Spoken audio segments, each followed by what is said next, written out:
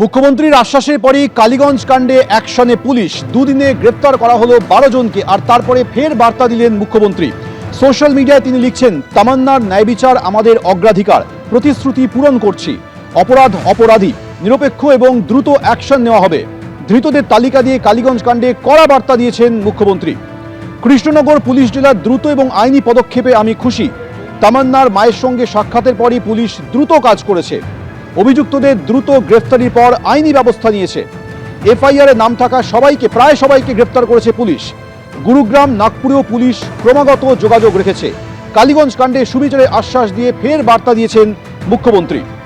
এর আগে আপনারা জানেন যে তৃণমূল জমানায় এফআইআরে নাম ছিল 24 জনের, 11 জনকে মাত্র গ্রেপ্তার করা হয়েছিল। তারপর মুখ্যমন্ত্রীর আশ্বাসের দুদিনের মধ্যে 12 জনকে গ্রেপ্তার করা হলো, অর্থাৎ 24 জনের মধ্যে 23 জনকে এখনো পর্যন্ত গ্রেপ্তার করল পুলিশ।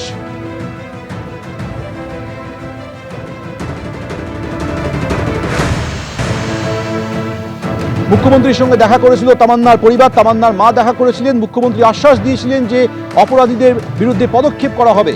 তার আশ্বাসের দুদিনের মধ্যে 12 জনকে পুলিশ গ্রেপ্তার করলো, অর্থাৎ 24 জনের নাম ছিল এফআইআরে, তার মধ্যে এখনো পর্যন্ত 23 জন গ্রেপ্তার হলো।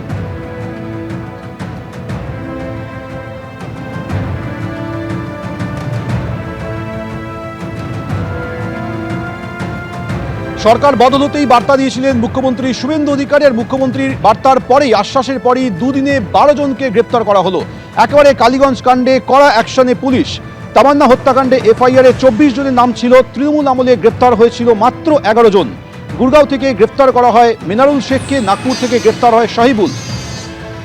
এখনো পর্যন্ত মোট 23 জনকে গ্রেপ্তার করল পুলিশ।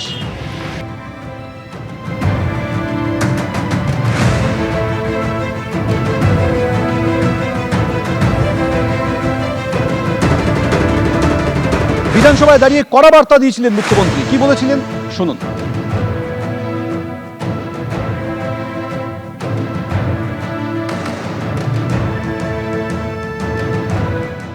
একজন সদস্য কালীগঞ্জের, তিনি অনেক বক্তব্য রাখছিলেন।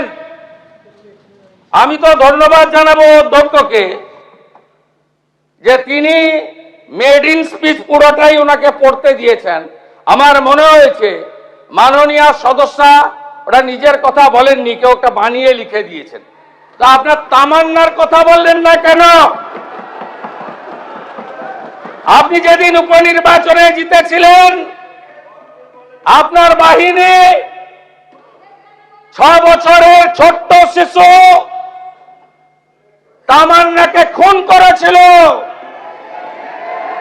তার মা বিচার পায়নি।